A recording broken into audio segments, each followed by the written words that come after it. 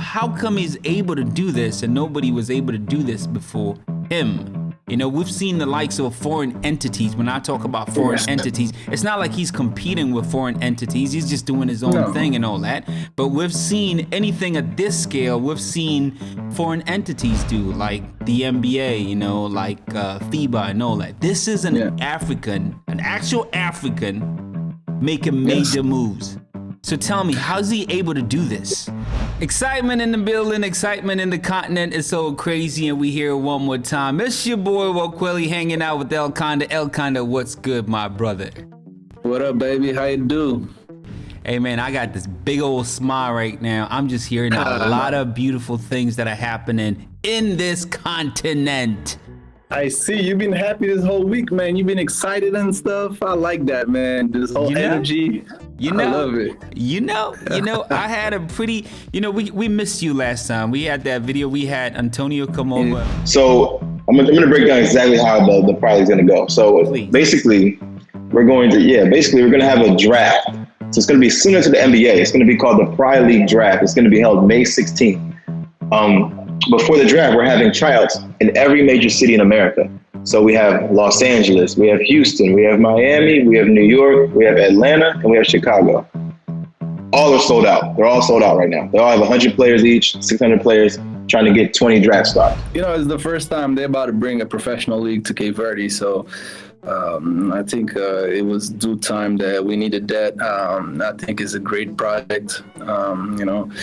He's be talking more with my brother. They set up some stuff, but this is his project, his vision. I think it's great, man. I think we needed that. Especially that he's going to bring all these talents out there, from US, and then people are going to be able to experience that professional basketball at home, really full going. You're going to have like different players from the United States and African players too that live in US that have been going through the draft throughout the different cities, like the major cities in US. And it's a great opportunity for a lot of players, man. And also it's a great opportunity for Cape Verde because, it's going to open up the minds of a lot of people over there to the outside basketball. And, we can only grow from that. And it's a great, great project, man. I'm excited to see it happen. I was actually going to try to play on it, but then I needed surgery and stuff like that. But, maybe I'll get to do it the second time around, but it's great, man. I was talking to him, and at first, before actually sitting down and talking to him, I didn't think it was this big, I really didn't think. Big. I mean, there's a lot of money behind this. There's a lot of money behind it, and just the production value to it. We talking about major cities in the U.S., recruiting or drafting from the U.S. and flying them over all the way to Africa, and coaches, and you're talking about the media. We talking about it's just job it's massive opportunities for a lot of people. It's massive. The same way NBA operates, but on a smaller scale. 6 teams, but you're still going to be in a country like Cape Verde, 500,000 people. You're going to be able to create a lot of jobs for like a month. And people are going to be able to see that translate into the economy, Right there, you said it, being able to see that, the access to it. It's going to be free for everybody to actually enjoy and see the whole process. It's going to be on Facebook, it's going to be on YouTube, it's going to be on IG. He's just granting full access to this whole thing. So that's just amazing, the transparency and everything. And it's not about, milking away the African people. He's actually giving it to the African people. Like, here, my people, enjoy it. I mean, this is huge, man. This is big time. This is amazing, man. So the question that I've been getting a lot, how come he's able to do this and nobody was able to do this before him?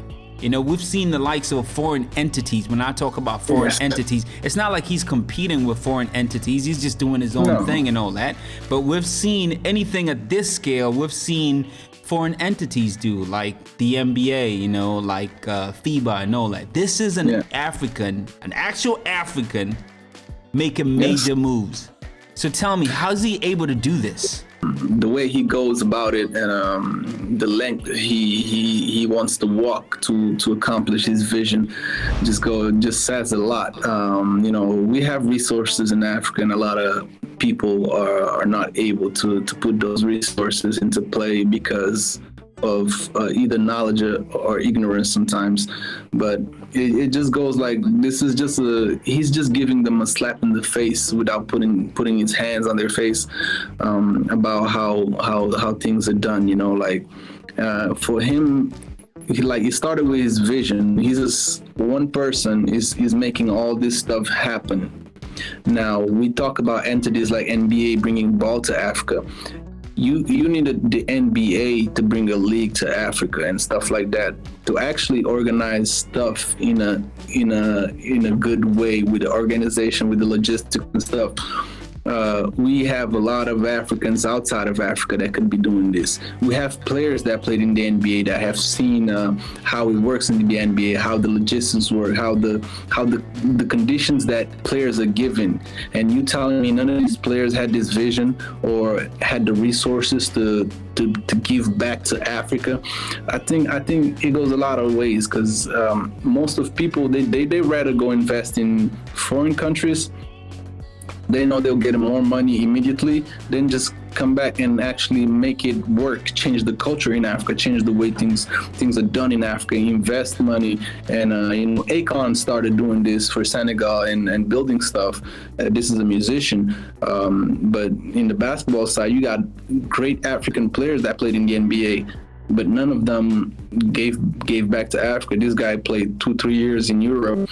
Now he's single-handed bringing a league to Cape Verde right now, with almost logistics of NBA. You got draft going on in the US, and he might be expanding to all over the world after this experience, like this project, this first time, and then and just pick up from that. This project is huge, man.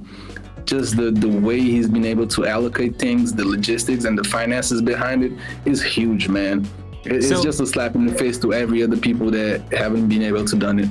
So, okay, here's the thing, man. The whole time from the time I spoke with him, I've been thinking about this. How can we help him? Meaning us, everybody else that's excited about this thing, and with people that want to see something like this come to a realization.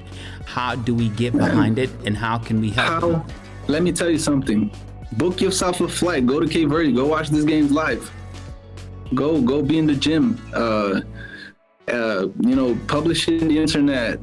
Make sure you letting your friends know what's going on. If you really love basketball and this is a project that interests you, he might be bringing draft combined into Africa next year. Like going into different African countries to bring players from Africa, actually from the motherland, to Cape Verde to go play. Just try do whatever's in your possession. Just share a story. You don't know how many people you can reach with that. People who want to I don't know, if aid him financially. I don't know. Maybe they have to talk to him personally and go through his Instagram and try to contact him directly. This is a huge opportunity, man. I would say, in addition to that, just spread the word. There's nothing like actually, word of mouth is the strongest way of advertising until today. It's just, tell the next guy.